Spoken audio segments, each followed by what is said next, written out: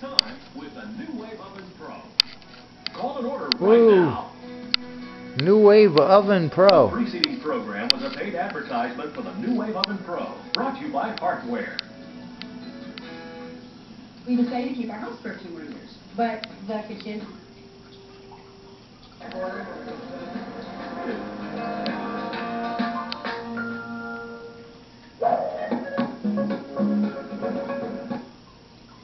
He's at work building up our wireless network all across America. We're adding new cell sites.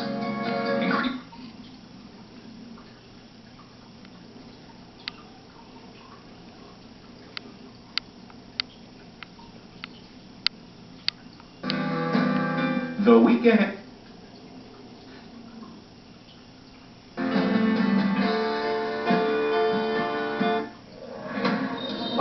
With your forecast for the rest of this weekend, take a look at the severe weather risk here across Sunday across the U.S. We're talking a good chunk of the Midwest. And again, the Ohio Valley could see some strong and severe thunderstorms stretching back to Texas and a huge flood concern as well. So we're going to track this storm system as it continues to press on into the Ohio Valley. It's not going to move very fast, but still, it gives us the risk of severe weather even as we head on towards Monday. And some of the same terrain, we'll see severe weather as we head towards Monday across parts of the Gulf Coast states, stretching into parts of the Tennessee Valley. That means the risk of tornadoes. A fault in the Earth's crust ruptures in the heart of a West Coast city. At the time of the missile strike, but escaped unharmed. The Syrian army has used tanks and heavy weapons to take over a mosque in the city of Daraa, which has become an anti-government stronghold. At least 6 people reportedly died as soldiers stormed the Omari Mosque. Pope John Paul II will be beatified in Rome today. Hundreds of thousands of pilgrims have travelled to the capital to witness a ceremony which is the last stage before sainthood. German prosecutors say the 3 al-Qaeda suspects arrested on Friday were planning a bomb attack in or near the city of Dusseldorf. 2 of the detainees are of Moroccan origin and the other has Iranian links. And those are the latest headlines from BBC World News.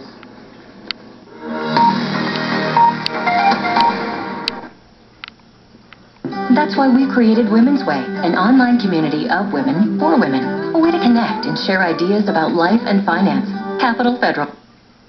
Rutherford B. Hayes and Samuel J. Tilden. Get the complete... High blood sugar has been reported with Abilify and medicines like it. In some cases, extreme high blood sugar can lead to coma or death. Other risks include decreases in white blood cells, which can be serious, dizziness upon standing, seizures, trouble swallowing, and impaired judgment or motor. You're in foreclosure. Come in any time today between 8 a.m. to 6 p.m. No appointment necessary. We have attorneys ready to meet with you. Don't wait. Get information today that may help you. KEL, you have questions, we have answers. Mom, my ear hurts. Sweetie, do you feel all right? Mom loves you. Yes, she does. When little things need big attention, insist on the right size care. At Pediatric Ear, Nose, and Throat, we get kids, and we also know that children aren't little adults, so we don't give adult care in small doses, we give child care in large doses. So look no further than Pediatric Ear, Nose, and Throat. 6 locations for your convenience.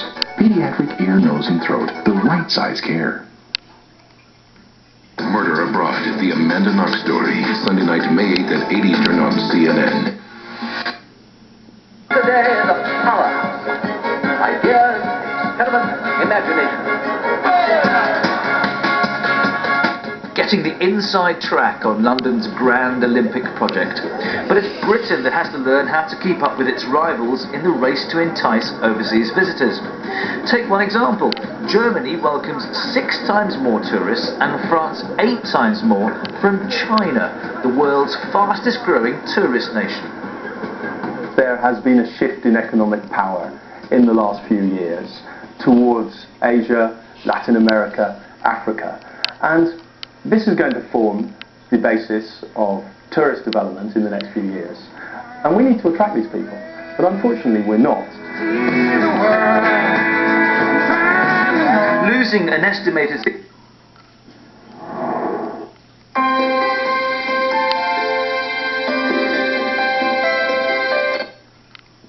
is history and culture have a special appeal. The reason appears to be red tape, bureaucracy, and the more stringent entry hurdles required. Your free DVD and information kit. Thanks, Bowflex. Thank you, Bowflex. To get some visa to come over here. And my cousin, who's just here, she did manage to get a visa. On a compound, a residential compound, has killed one of Muammar al-Khadaffi's sons, along with 3 of Khadaffi's grandchildren. Khadaffi said to have been in the compound at the time, he and his wife. But according to the spokesperson with the Libyan government, the dictator and his wife are unharmed. And what you are looking at right now is video that has just been streamed to us from our David Lee Miller, our correspondent, who's there. And this is interesting.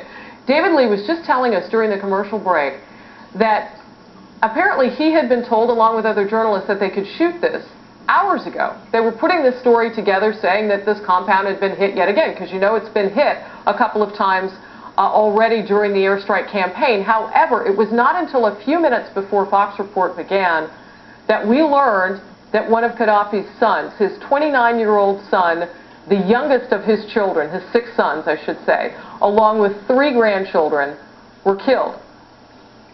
So our correspondent had gone out, our journalist there in Tripoli had gathered this video, and we're seeing it again for the very first time now, sharing that with you, not even knowing what the complete story was because they hadn't been told.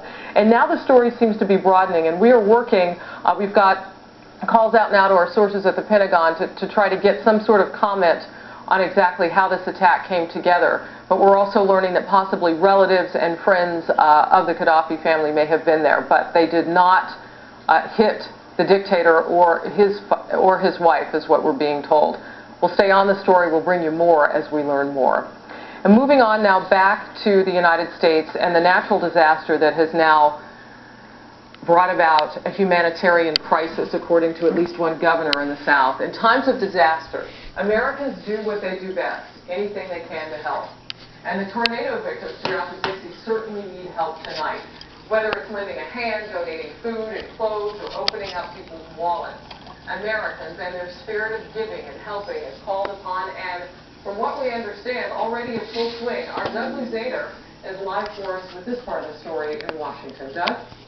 Hi, Harris. You know, in some cases, the first responders themselves have become some of the victims of this. This is going to be a long-term rebuilding process, and Washington is already trying to manage expectations, saying that this is primarily going to be done at the state and local level, and those agencies are going to rely on help from across the country. Aid groups, charities, churches, neighbors, they're all coming together, and not just in the states that have been hit by the storms. Local Red Cross and Salvation Army chapters are mobilizing sometimes hundreds of miles away to start sending in relief.